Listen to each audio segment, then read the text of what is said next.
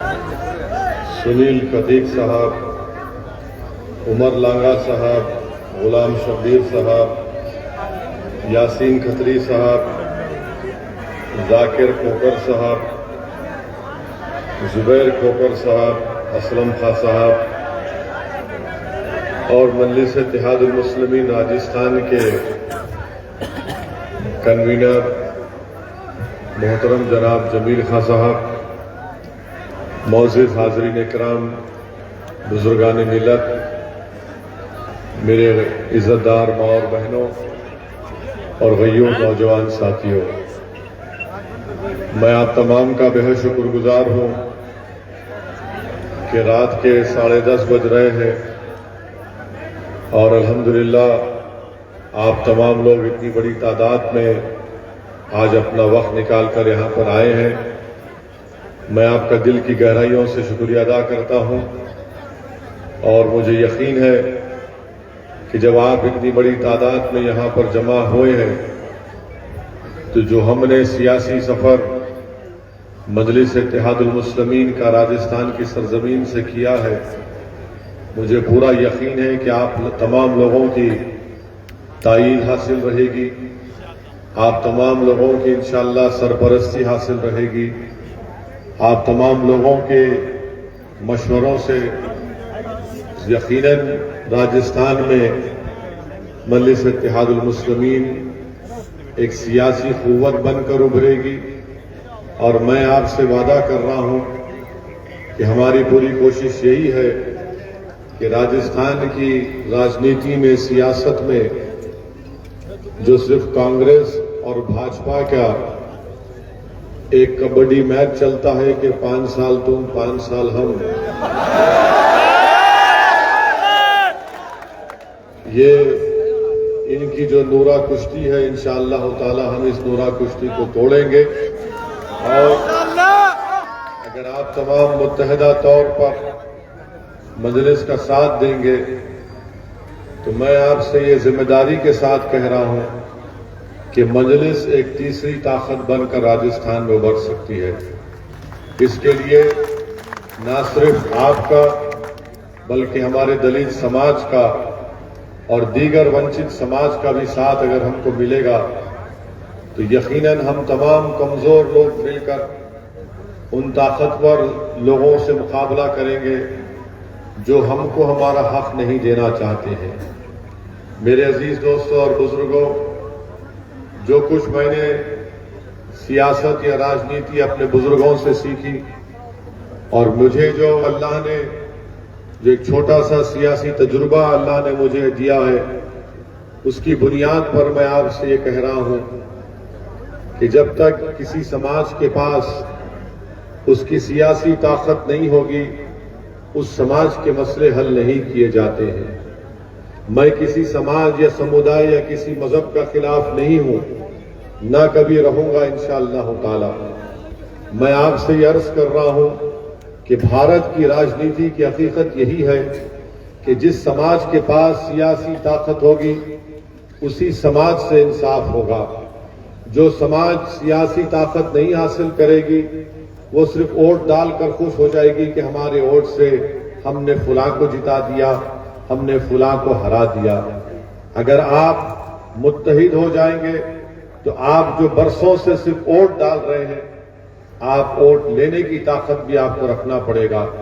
अगर आप वोट लेंगे तो तभी जाकर दुनिया को आपकी कदर व मंजिलत मालूम होगी, आपके वोट की कीमत की कदर की जाएगी। वरना लोग ये समझते हैं कि अल्पसंख्यक समाज मुसलमान सिर्फ चुनाव के वक्त वोट डालता है और हमको ये बात हमारे दिमागों में डाल दी गई कि सिर्फ भाजपा को हराना है और आप वोट डालते रहो। मैं आपसे कह रहा हूं कि आप मुझसे बेहतर जानते हैं कि राजस्थान में अल्पसंख्यक समाज मुसलमानों का क्या हाल है। मेरे पास राजस्थान सरकार के आदादोशुमार है, डेटा है, जो मुझे ये बताती है कि राजस्थान में 18% प्राइमरी स्कूल में मुसलमानों के बच्चे ड्रॉप आउट हो जाते हैं। अपर प्राइमरी में 20% मुस्लिम बच्चे ड्रॉप आउट हो जाती हैं, जबकि राजस्थान में जो एवरेज है प्राइमरी स्कूल में 8% है और मुसलमानों का 18% है। राजस्थान में अपर प्राइमरी में 6% ड्रॉप आउट होता है, तो अल्पसंख्यक समाज मुसलमानों के बच्चे 20% अपर प्राइमरी स्कूल से ड्रॉप आउट हो जाते हैं। और ये सर्वे किया गया था 2013 और 14 में, ये सर्वे किया गया था। मेरे अजीज दोस्तों और बुजुर्गों, इसीलिए हम आपसे कह रहे हैं कि जब तक सियासत में आपके पास आपकी आवाज नहीं होगी, आपकी ताकत नहीं होगी, हम अपने बच्चों से शिक्षा में कोई इंतजाम नहीं कर पाएंगे। भाई साहब रुक जाइए, किसी को बैठने के लिए मत बैठिए, बोलिए आप खुद बैठ जाइए और छोड़ दीजिए ना, इतना लंबा आदमी खड़ा है तुम्हारे सामने दिख रहा है, बैठिए। और आप ये भी जानते हैं मेरे अजीज दोस्तों और बुजुर्गों कि राजस्थान में उर्दू यूनियन लीडर के लीडर थे, अभी हैं अमीन तवाखानी साहब, खान खानी साहब, उनको सिर्फ इस बात पर सस्पेंड कर दिया गया और उनको बंसवाड़ा भिजा दिया गया क्योंकि उन्होंने उर्दू में उर्दू टीचर्स के तकर्रुर के ताल्लुक से ये सवाल उठाया था कि उर्दू टीचर्स के जायदादों को पुर नहीं किया जा रहा है। और आप ये भी जानते हैं मेरे अजीज दोस्तों कि मदरसा के जो पैरा टीचर्स हैं, रुक जाइए जरा, आप बैठ जाइए, आप बैठ जाइए, ओ भाई साहब आप बैठ जाइए, किसी से मत कहिए, आप बैठ जाइए। हाँ ठीक है, जो मदरसा के पैरा टीचर्स हैं उनको कई महीनों से अपनी तनख्वाह नहीं मिली, बावजूद इसके कि यहां पर अल्पसंख्यक समाज मुसलमानों के 9 एमएलए हैं, 9 एमएलए हैं और राजस्थान में 2 मंत्री भी हैं।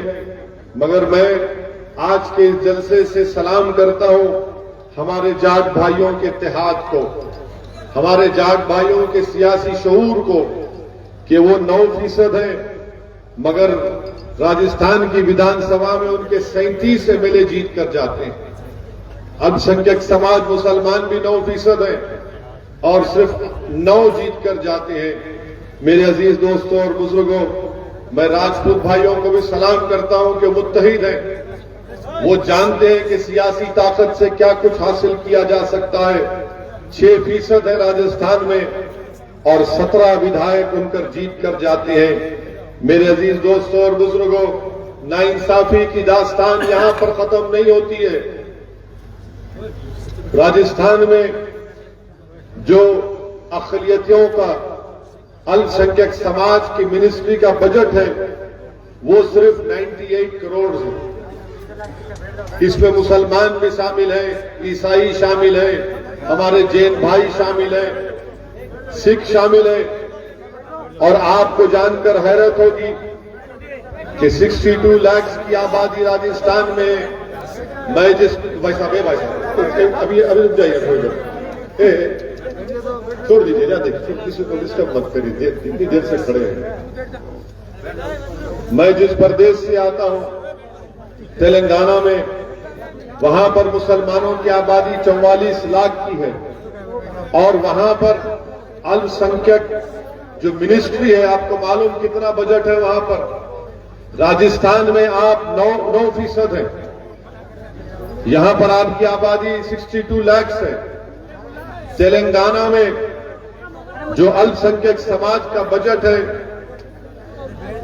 वो 1728 करोड़ रुपये है। अब आप बताइए कि आप यहां पर आबादी में सबसे ज्यादा हैं और अल्पसंख्यक समाज की मिनिस्ट्री का बजट सिर्फ 98 करोड़ है और तेलंगाना में 1728 करोड़ रुपए का बजट इस साल मंजूर हुआ है। आप बताइए कैसे हासिल हुआ है। तेलंगाना में मजलिस के सिर्फ 7 विधायक हैं, कोई मंत्री संतरी नहीं है वहां पर, मगर हमने अपनी सियासी ताकत के बलबूते पर वहां की सरकार को हमने मजबूर किया और उनसे कहा कि आपको अल्पसंख्यक समाज मुसलमान, ईसाई, जैन, सिखों से इंसाफ करना पड़ेगा और बजट हमने इतना किया।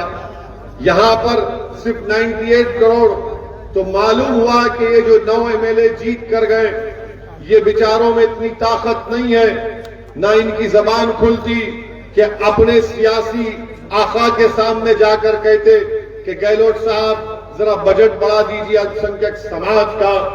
ना वो बोल सकते हैं, ना उनको तकलीफ का कुछ अंदाजा भी है।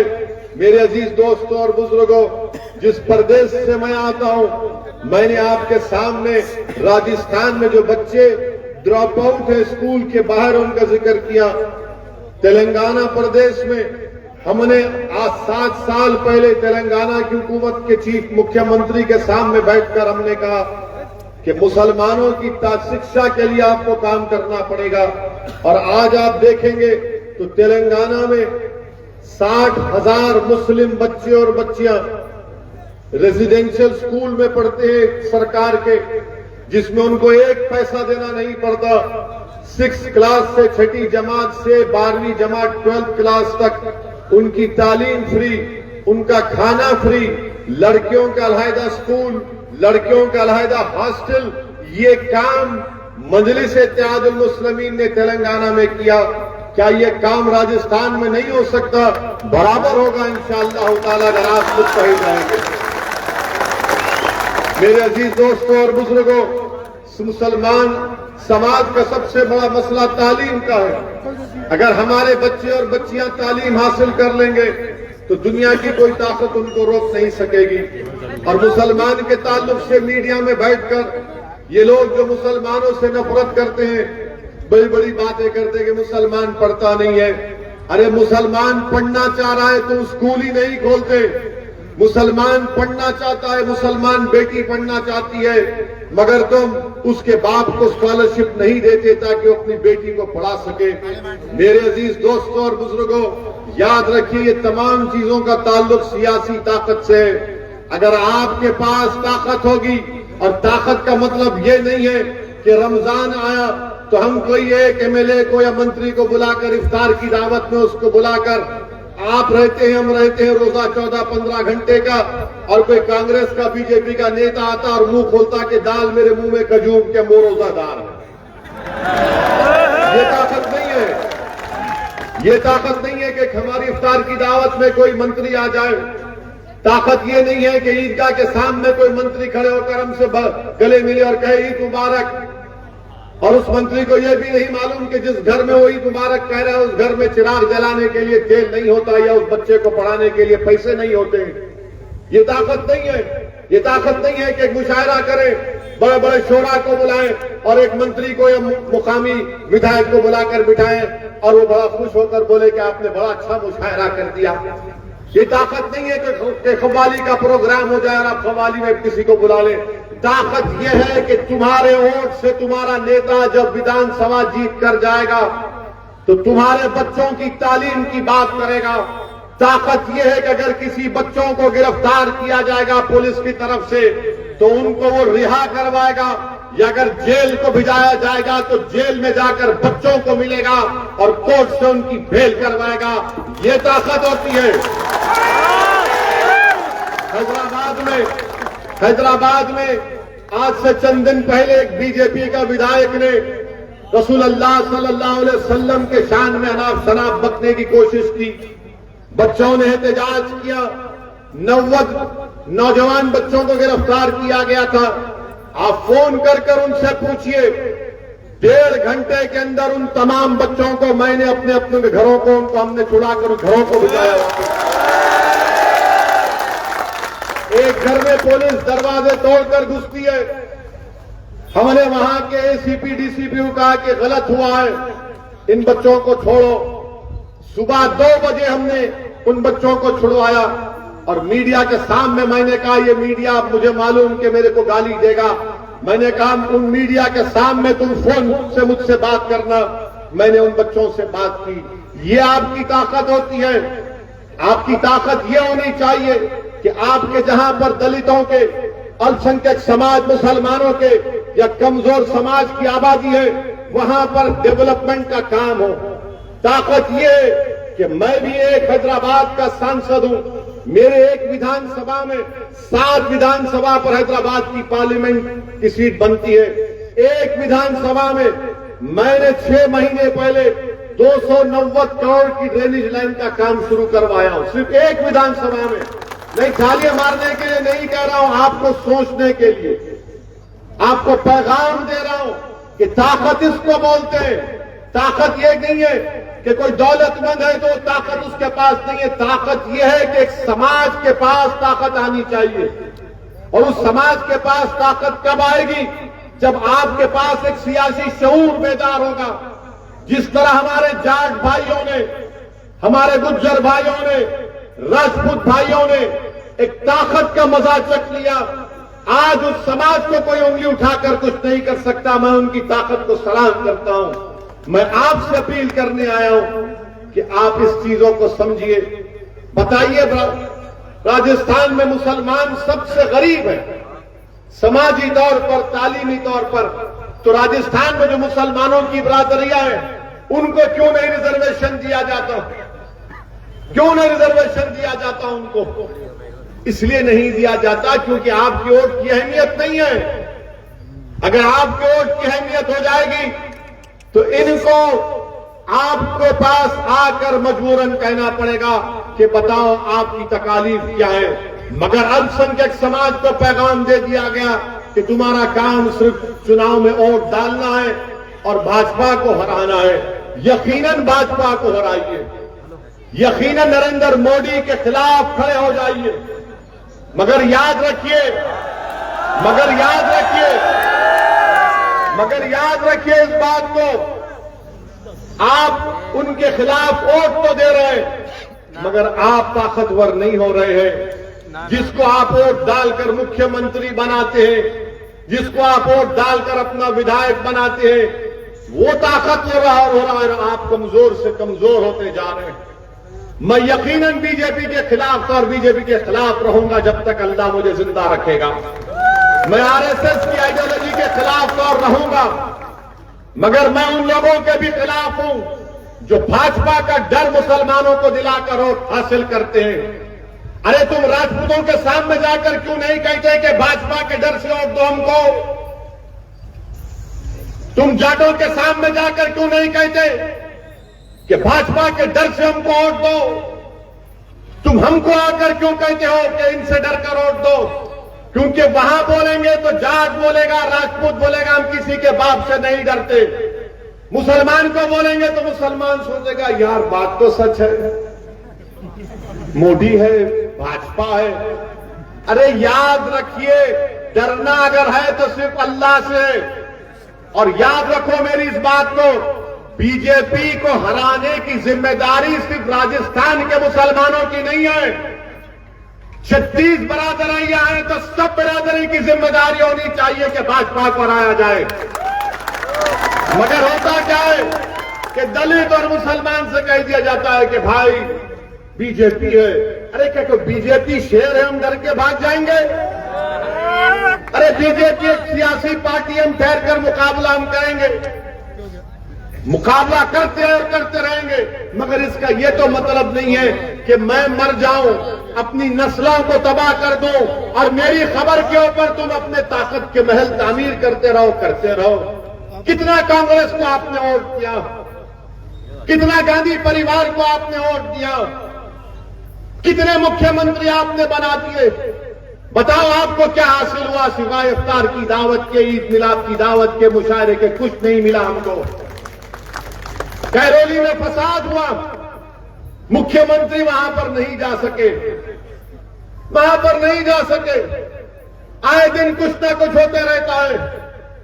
मैं अभी हमारे सिंधी मुसलमान भाइयों से बात कर रहा था और इंशाअल्लाह अल्लाह ने चाहा तो 1 दिसंबर को जाऊंगा उनके पास। वो मुझसे कह रहे थे कि उनका कारोबार है, मवेशी है, गाय भैंस बकरी पालते हैं। जब कभी सामान ले जाते हैं, ये तमाम जानवर लेकर जाते हैं, तो रात में या किसी मुकाम पर संघ परिवार के लोग इनको रोककर मारते हैं, पीटते हैं। कोई पूछने वाला नहीं है। वो मुझे बता रहे थे कि हाईवे उनके इलाके से निकाली गई है, भारत माला उसका नाम है। भारतमाला उसका नाम है। केंद्र सरकार कह रही है कि पर स्क्वायर फीट कीमत उनको मिलनी चाहिए 256 रुपये। और राजस्थान की कांग्रेस सरकार क्या दे रही है मालूम आपको? 2.60 रुपये। 256 रुपये केंद्र सरकार ने रेट लगाया और ये लोग 2.60 रुपये दे रहे हैं और बुलडोजर लगाकर उनके घर को भी तोड़ दिया। मेरे अजीज दोस्तों और बुजुर्गों, मायूस होने के लिए नहीं कह रहा हूं, ये नाइंसाफी की दास्तानें आपके सामने रख रहा हूं ताकि आपको उठकर एक अच्छा फैसला लेना है। यकीनन हराएंगे हम बीजेपी को। क्या हम तेलंगाना में बीजेपी को नहीं हरा रहे हैं? मेरी पार्लियामेंट कॉन्स्टिट्यूंसी में अमित शाह 2 घंटे तक फिरे। उत्तर प्रदेश से बाबा को लेकर आए, वो 4 घंटे फिरे। किसी और को लेकर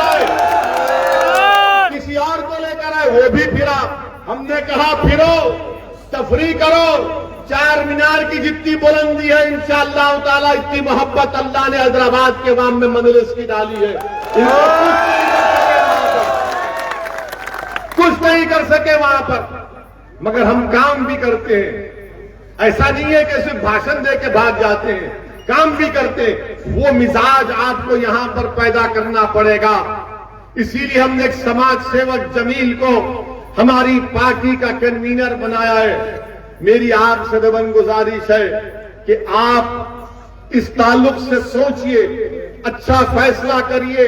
मुझे बताया गया कि यहां पर जो हमारा जलसा हो रहा है, जनसभा हो रही है, कांग्रेस के यहां पर विधायक है, उनको बड़ा पेट में दर्द हो गया। उनको बड़ी तकलीफ हो गई कि भाई यहां पर ओवैसी क्यों आ रहा है।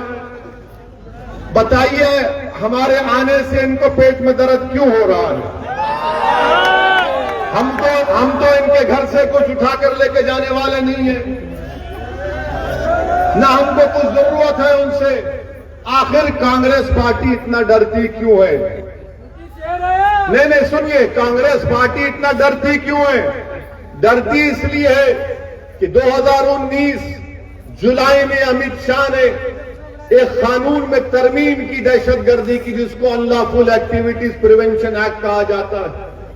वो कानून ये कहता है कि दिल्ली में बैठा हुआ एनआईए का एक इंस्पेक्टर आपके गांव के किसी भी एक दलित या मुसलमान को आतंकवादी घोषित कर सकता बगैर कोर्ट के फैसले के। आपको मालूम उस बिल की तायीद कौन की है पार्लियामेंट में? कांग्रेस पार्टी ने की थी। कांग्रेस पार्टी ने की थी। मोदी अमित शाह के साथ वोट दिया। अब बताइए आप कौन सेकुलर कौन कम्युनल ये वहां पर बिल बना तायीद करे? और उसके बाद होता क्या है कि जेल में सबसे ज्यादा भारत की जेल में 31% के करीब अगर कोई जेल में है तो मुसलमान है। 2 दिन पहले का हिंदू अंग्रेजी अखबार उठाकर पढ़ लो आप बताइए फिर कौन जिम्मेदार है इसका? फिर कांग्रेस पार्टी कहती है कि नहीं ओवैसी आएगा तो वोट काटेगा। अरे भाई साहब, वोट काटना मेरा काम है। इनके गोवा में इनके 8 विधायक आज कांग्रेस को छोड़कर भाजपा में चले गए। क्या वो हमसे फोन से बात करके, क्या मैंने उनको गुलाब जामुन खिलाया फोन के ऊपर? मध्य प्रदेश में कांग्रेस के 18 विधायक भाग गए। सरकार कांग्रेस की थी, भाजपा की आ गई। क्या तुम मिले हुए थे बीजेपी से? कर्नाटक में कांग्रेस की सरकार थी अलायंस में, पूरे कांग्रेस के विधायक भाग गए बीजेपी में। आपके लोग भाग रहे भाजपा में। अरे तुम्हारा राहुल गांधी अमेठी से हार गया तो क्या मेरा कैंडिडेट था वहां पर मजलिस का? वहां पर वो हार गए तो कैसे हारे? क्या राहुल गांधी ने कहा कि अमेठी के हिंदुओं ने मुझे वोट नहीं दिया इसलिए मैं हार गया? नहीं बोलेगा वो। मगर जब अल्पसंख्यक समाज और दलितों के पास आएंगे तो हमको डराने की बात करते हैं। क्यों डराते हैं? कि हम उनके गुलाम हैं, क्या हम डरने वाले हैं इनसे? अरे तुम भाजपा को नहीं रोक पा रहे हो। कांग्रेस की वजह से नरेंद्र मोदी इस देश के 2 मर्तबा प्रधानमंत्री बन गए। मुसलमानों की वजह से नरेंद्र मोदी प्रधानमंत्री नहीं बने। अगर मैं हाथ उठाकर आपसे पूछूंगा कि क्या आपने कभी भाजपा को वोट दिया? कितनों ने भाजपा को वोट नहीं दिया? हाथ उठाओ। नहीं दिया। देंगे कभी वोट आप? तो फिर कैसे सोचो आप? मैं आपको एक सवाल आपके दरमियान में छोड़कर जा रहा हूं। 2019 के पार्लियामेंट के चुनाव में यहां से आपका एमपी कांग्रेस का है या भाजपा का है? यहां का एमपी कौन है? भाजपा। भाजपा का है ना? भाजपा का एमपी है यहां से, है ना? आप जिताए उसको? आप वोट दिए उसको? कि कौन वोट दिया उसको? आसमान से तो लोग नहीं आए होंगे, जमीन से तो निकल कर नहीं आए होंगे। यही कांग्रेसियों ने उसको वोट देकर जिताया, यही कांग्रेसियों ने उसको वोट दिया। अरे 4 साल पहले विधानसभा के चुनाव हुए, आप सत्ता में आ गए। 3 महीने के बाद पार्लियामेंट का इलेक्शन हुआ तो पूरे के पूरे भाजपा वाले जीत गए। हम थे यहां पर, अब बोले नहीं ओवैसी आया है, वोट काटेगा, फुला काटेगा। अरे मुझसे इतनी तकलीफ क्यों है तुमको? मैं सच्चाई को बयान कर रहा हूं मेरे अजीज दोस्तों और बुजुर्गों। आपको इस पर गौर करके मेरी आपसे दरमंदाना अपील है कि आप मजलिस-ए-इत्तेहादुल मुस्लिमीन का साथ कीजिए। मैं किसी समुदाय के, किसी मजहब के खिलाफ न था न कभी रहूंगा इंशाअल्लाह ताला। हाँ, मुझे फख्र इस बात का है कि मुसलमान हूं मैं, और मुझे फख्र इस बात का रहेगा कि मैं भारत का अव्वल दर्जे का शहरी हूं। मगर ये मुझसे कोई आकर नहीं कह सकता कि तुम सिर्फ वोट डालने का काम करो। मैं किसी के घर का गुलाम नहीं हूं कि मैं तुमको सिर्फ वोट डालकर तुम्हारे घर की चपरासी या गुलामी करूं। अब वक्त आ चुका है नौजवानों कि आप अपनी आवाज को, अपनी ताकत को जमहूरी तरीके से लोकतंत्र में अपनी ताकत को दिखाएं। बाबा साहेब भीमराव अंबेडकर ने पार्लियामेंट में संविधान बनाकर पेश किया तो बाबा साहेब अंबेडकर ने यह भी कहा था कि मैंने तो तुमको वोट डालने का इख्तियार दे दिया। बाबा साहेब ने कहा कि मैंने तुमको संविधान में फंडामेंटल राइट्स दे दिए। मगर बाबा साहेब ने एक पैगाम दिया तमाम कमजोरों को, मजलूमों को कि देखो मैंने भारत के आईन में, संविधान में, कॉन्स्टिट्यूशन में लिबर्टी की बात की, इक्वालिटी की बात की, फ्रेटर्निटी की बात की, जस्टिस की बात की, इंसाफ की बात, मसावात की बात, भाईचारगी की बात, आजादी की बात बाबा साहेब ने की। और बाबा साहेब ने कहा कि अगर इसको हासिल करना है, तुमको मसावात हासिल करना है, इंसाफ हासिल करना है, भाईचारगी हासिल करना है तो सियासी ताकत बनो। अगर आप सियासी ताकत नहीं बनेंगे तो बताओ आज से 20 साल के बाद ये जो मासूम 9-10 साल के बच्चे, क्या तुम उनकी आंख में आंख डालकर बोल सकोगे कि हमने तुम्हारे मुस्तकबिल को अच्छा बनाकर छोड़ा? असदुद्दीन ओवैसी, जमील आज अगर आपके इलाके में आए हैं, अल्लाह बेहतर जानता कि हम अपनी शोहरत के लिए नहीं आए हैं। ये लड़ाई मुस्तकबिल की लड़ाई है, ये लड़ाई आने वाले नस्लों की लड़ाई है, ताकि वो तकालीफ जो आप और हमने अपनी जवानी में सहे हैं वो ये नस्ल को तकालीफ का सामना ना करना पड़े। मेरे अजीज दोस्तों और बुजुर्गों, आप जानते हैं कि राजस्थान में महंगाई, पूरे देश में राजस्थान में महंगाई अपनी उरूज पर है। पेट्रोल डीजल की कीमतें आसमानों को छू रही हैं। नौजवानों का बेरोजगारी उनका मुकद्दर अशोक गहलोत की सरकार और भाजपा की मोदी सरकार ने बनाकर रख दिया। आप बताइए कि मोदी ने जीएसटी के नाम पर पेंसिल के ऊपर भी जीएसटी लगा दी। पेंसिल के ऊपर, माने वो जो मासूम बच्चा स्कूल को जाएगा, A for apple, B for ball लिखेगा तो पेंसिल के ऊपर देश के प्रधानमंत्री ने उस पर भी जीएसटी लगा दी। शमशान घाट नया बनाएंगे, उस पर भी जीएसटी है। यानी जिंदा रहे तो भी जीएसटी, मरे तो भी जीएसटी। बच्चा स्कूल को जाएगा तो जीएसटी, चावल का पैकेट खोला जीएसटी, दाल का पैकेट खोला जीएसटी, तेल का डब्बा खोला जीएसटी। भारत के प्रधानमंत्री आपका नाम जीएसटी रख देना चाहिए। आप कुछ छोड़ ही नहीं रहे, अब सिर्फ सांस लेना बाकी है। हो सकता है कि भारत को विश्व गुरु बनाने के लिए देश के प्रधानमंत्री, उनकी पार्टी बोलेगी कि आप सांस ले रहे हैं राजस्थान में, तो उस पर भी जीएसटी लगा दें। आप बताइए क्या देश का हाल करके रख दिए। बेरोजगारी इतनी बढ़ चुकी है कि पूरी दुनिया में, पूरी विश्व में अगर कोई नौजवान बेरोजगार है, सबसे ज्यादा तो भारत में है। जब वो नौजवान रोजी पूछता है तो उससे कहते हैं कि तू लज्जा गौरक्षक बन जा। जब पूछता तनख्वाह नहीं मिल रही तो कहते हैं सर्वे होता है। अरे क्या मिलेगा मदरसों में आपको, सिवाय कुरान के हदीस के कुछ नहीं मिलने वाला। आप भी पढ़ लेंगे तो आप भी हिदायत याफ्ता हो जाएंगे इंशाअल्लाह। मगर मदरसों का सर्वे कराएंगे, बुलडोजर चलाएंगे। आसाम में मदरसों को भाजपा तोड़ रही है, क्या कहकर के आतंकवादी लोगों से इनका ताल्लुक था। अरे अगर किसी पढ़ाने वाले का आतंकवाद हो, आप जानते हैं इस बात को कि ट्रिपल तलाक का मसला आया, सबसे ज्यादा ट्रिपल तलाक का दलाइल के साथ अगर पार्लियामेंट में खड़े होकर किसी ने उसकी मुखालिफत की तो उसका नाम मजलिस इत्तेहादुल मुस्लिमीन था। क्या ये कांग्रेस और ये सब लोग कुछ बोले, कुछ नहीं बोले। क्या करना, पार्टी में माशाअल्लाह दबाकर अंदरूनी कुश्ती चल रही है। बीजेपी में भी चल रहा है मामला दबा के। महारानी कह रही कि मैं मुख्यमंत्री बनूंगी, अमित शाह उनको देखते भी नहीं है पलट के। अब हमारे आज के भाषण के बाद तो भाजपा कांग्रेसी बैठकर बोलेंगे कि बेटा आज चाय पी लेंगे, दोनों चाय पीकर बोलेंगे कि इसको कैसा रोकेंगे आप, क्योंकि अंदर की बातें जनता के सामने रख दे रहा है हमारी।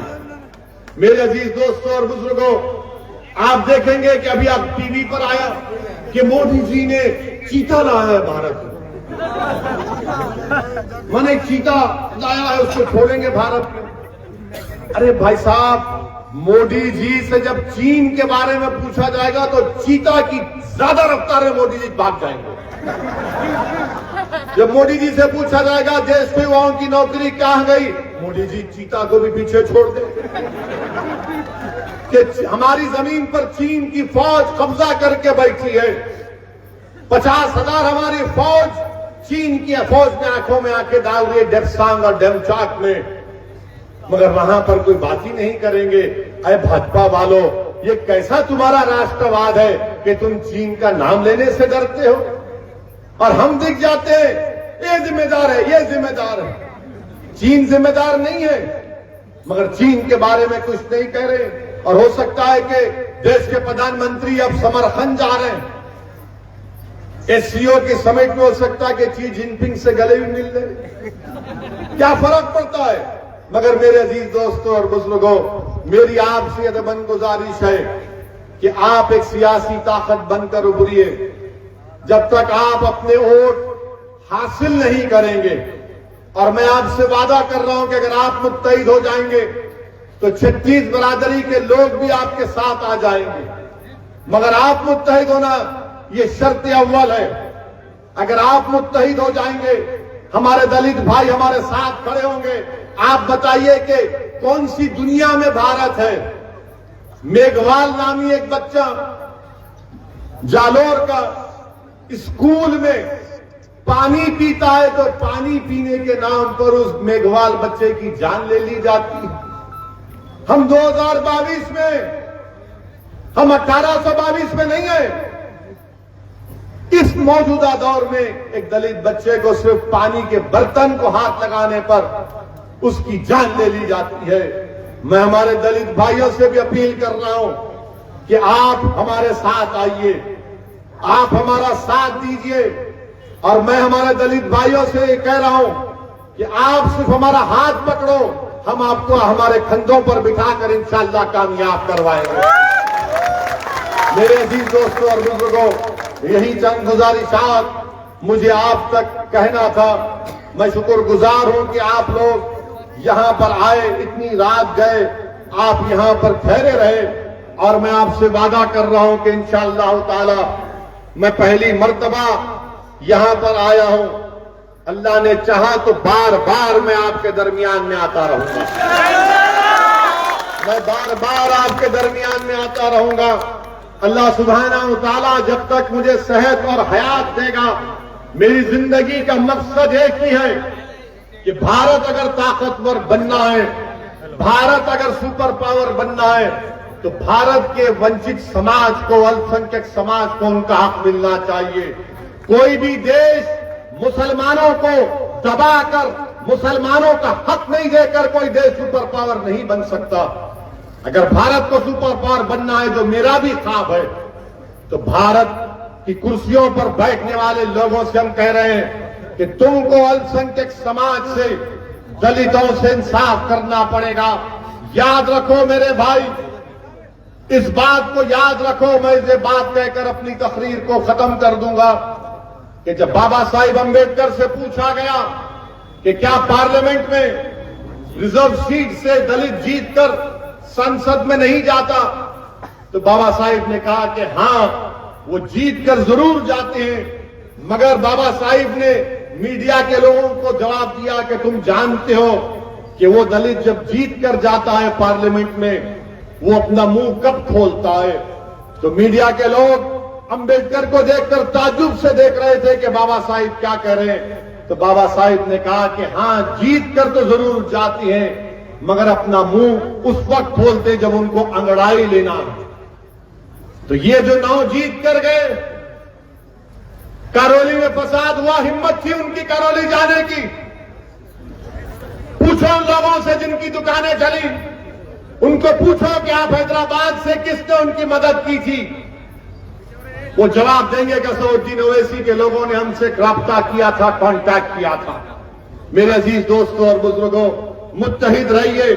मेरी आपसे फिर से अपील है कि मजलिस का साथ दीजिए। बुजुर्गों से मेरी दरमंदाना अपील है कि आप हमारी सरपरस्ती करिए, हमारा हाथ पकड़कर हमको रास्ता दिखाइए। अगर हम गलती करते तो हमारी तंबीह कीजिए। हमारी मां और बहनों से मेरी अपील है कि आप हमारे लिए दुआ फरमाइए। नौजवानों, तुम्हारे जोश और वलवले को एक नई राह दिखाना। तुम्हारा जोश और वलवला सिर्फ नारों में ना बह जाए, तुम्हारी जवानी सिर्फ जिंदाबाद और मुर्दाबाद में जाए ना हो जाए। नौजवानों, तुम्हारी जवानी ना बर्बाद हो जाए। ये लड़ाई हम तुम्हारे लिए लड़ रहे हैं। नौजवानों, आओ मजलिस का साथ दो, हमारे बुजुर्ग